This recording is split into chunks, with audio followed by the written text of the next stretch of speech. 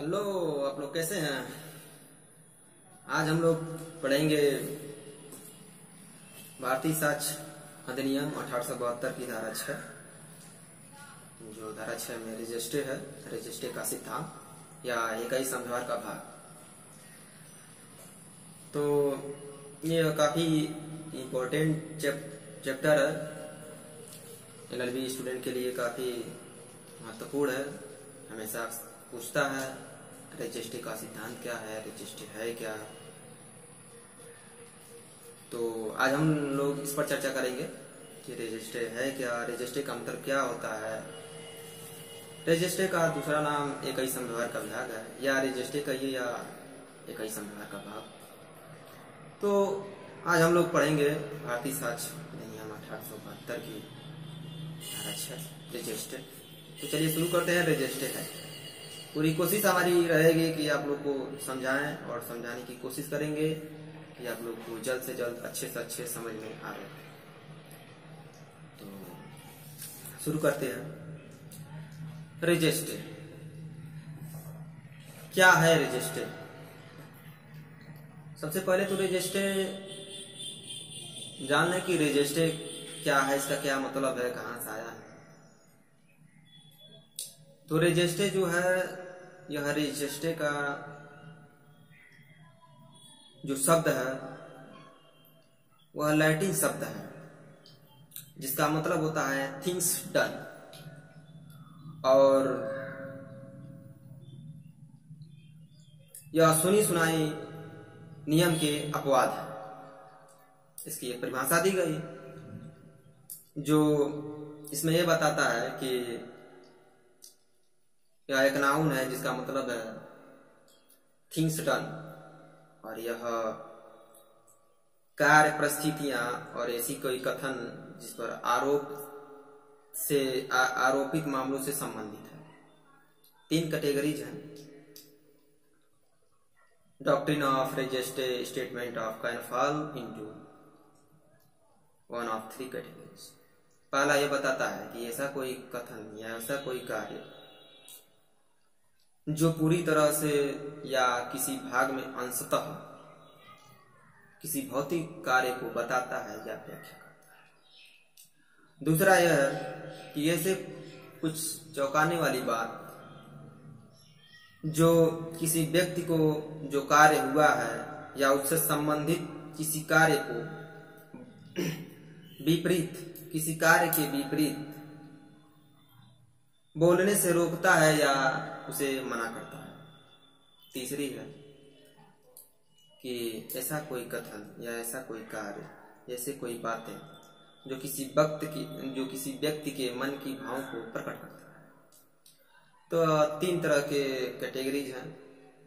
आगे इसकी परिभाषा दी गई है कि जो निम्न है भारतीय साक्ष्य अधिनियम 1872 की धारा 6 में इसकी परिभाषा दी गई है जो निम्नवत है। पहला परिभाषा यह है कि वे तथ्य जो विवाद का विषय नहीं है, लेकिन विवाद तथ्य से विवाद के विषयों से ऐसे जुड़े हुए हैं मानो कि उसी समव्यवहार के भाग बन जाते हैं, वह सुसंगत होते हैं।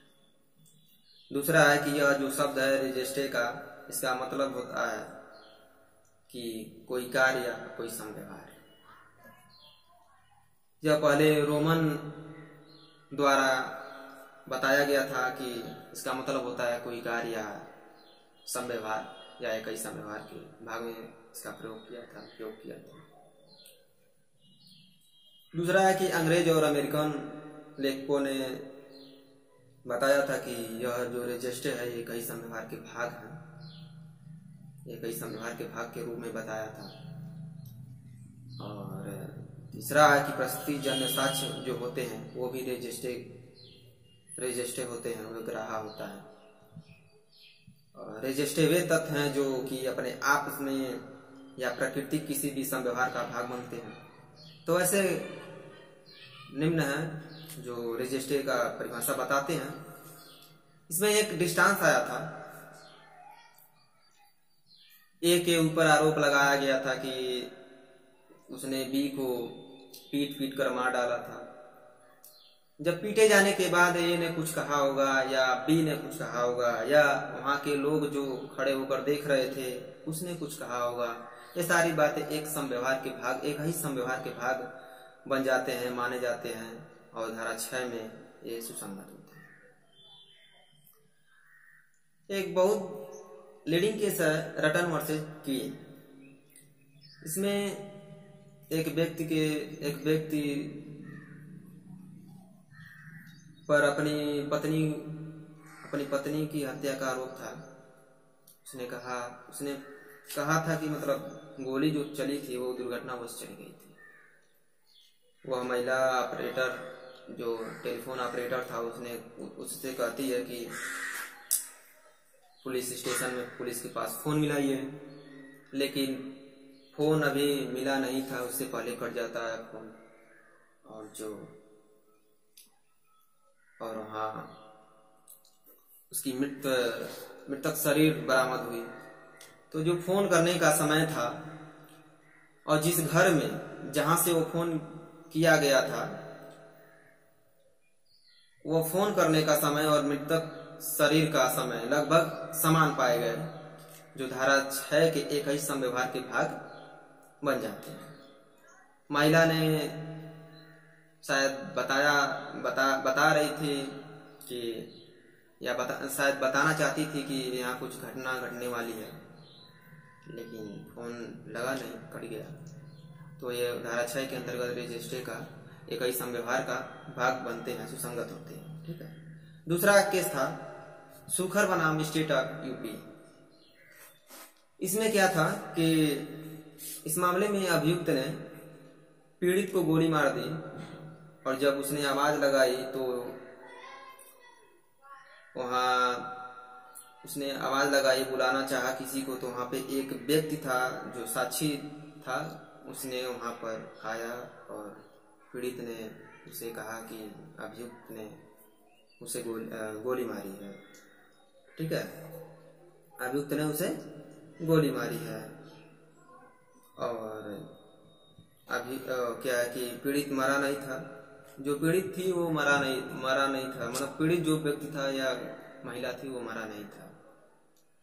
अभियुक्त के ऊपर आईपीसी की धारा 307 के आरोप में हत्या करने का प्रयत्न के आरोप लगाए गए थे। जब ट्रायल चल रहा था तो पीड़िता की मृत्यु हो जाती है। जब ट्रायल चल रहा था, विचार हो रहा था, तब भी पीड़ित की मृत्यु हो जाती है। और जो कुछ भी साक्षी सुना था, वो उस व्यक्ति ने सुना था, वह सुनी सुनाई साक्ष्य था, जो कि हम आपको पहले ही बता दिए थे कि रजिस्ट्री और चाहे एक ही समव्यवहार के भाग जो हैं वह सुनी सुनाई नियमों के अपवाद हैं। तो व्यक्ति ने कुछ तो देखा था नहीं, केवल पीड़िता ने उसको बताया था कि गोली उसके जो है अभियुक्त ने गोली मार दी है उसको। तो यह माना गया कि जो घटना थी वह दोनों ही एक साथ घटी थी और ये धारा 6 के अंतर्गत एक ही समव्यवहार के भाग बन जाते हैं और ये सुसंगत होते हैं। तीसरा केस आया कि सावलदास बनाम बिहार राज्य। सावलदास बिहार राज्य के केस में यह बताया गया कि एक पति ने अपनी पत्नी को जान से मार दिया था और उसके जो बच्चे थे वो चीखने चिल्लाने लगे।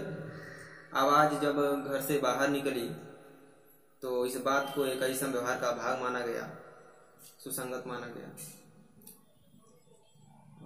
चौथा केस है कि श्याम नंदन सिंह बनाम बिहार राज्य।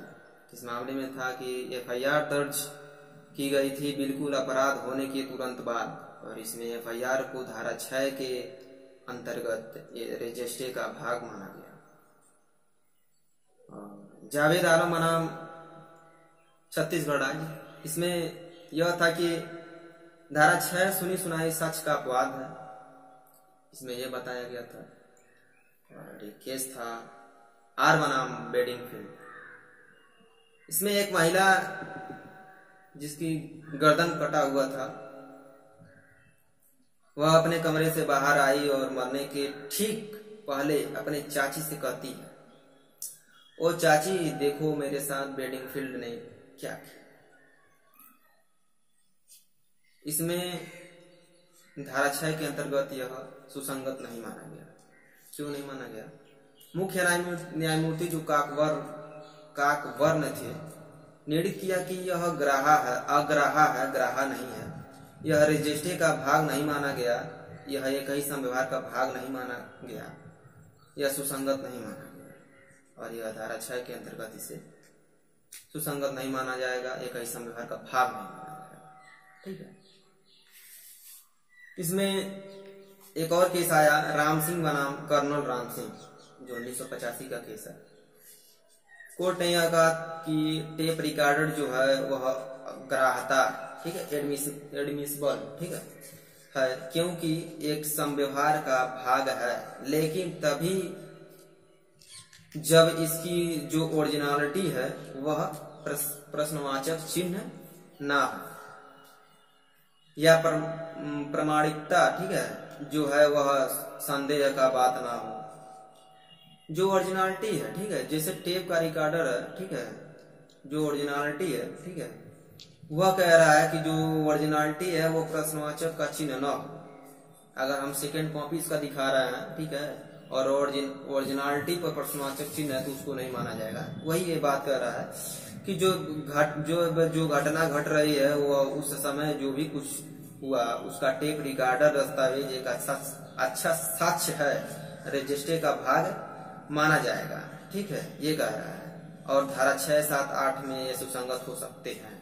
धारा 6, 7, 8 में ये सुसंगत हो सकते हैं।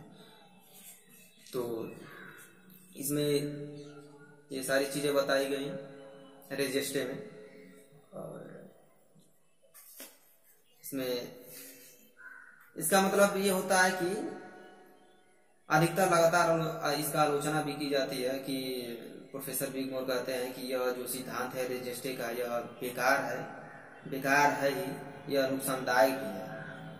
प्रोफेसर बिगमोर ये कहते हैं कि यह जो रजिस्ट्रे का सिद्धांत है ये बेकार है ही, साथ साथ नुकसानदायक भी है। स्पष्ट रूप से यह प्रोफेसर बिगमोर कहते हैं कि जो कुछ धारा 6 में है वो विवादित तथ्य है, तथ्य के जो नियम है उसके अंतर्गत आते हैं। वो कहते हैं कि ये हार्मफुल है, नुकसानदायक है, ठीक है, इसलिए दूसरे और जो नियम है उनकी सीमाओं के बारे में कंफ्यूजन पैदा करते हैं और यह शंका पैदा करता है। कंफ्यूजन और शंका दोनों पैदा करता है। रजिस्ट्रे का जो सिद्धांत है वो अपने आप में सीमा निश्चित नहीं है, इसको भी परिभाषित नहीं किया गया है। ठीक है, इसको परिभाषित नहीं किया गया है। तो हम लोग आज रजिस्ट्रे समझे हैं और उम्मीद है आप लोग को समझ में आया होगा। तो अगर समझ में आया होगा, बेटर लगा होगा हमारा वीडियो, तो आप ऐसे हमारा सपोर्ट कीजिए। आपको ऐसे हर एक नया दिन एक नया टॉपिक लेकर हम आएंगे आप लोगों के साथ। तो चलते हैं। Thank you.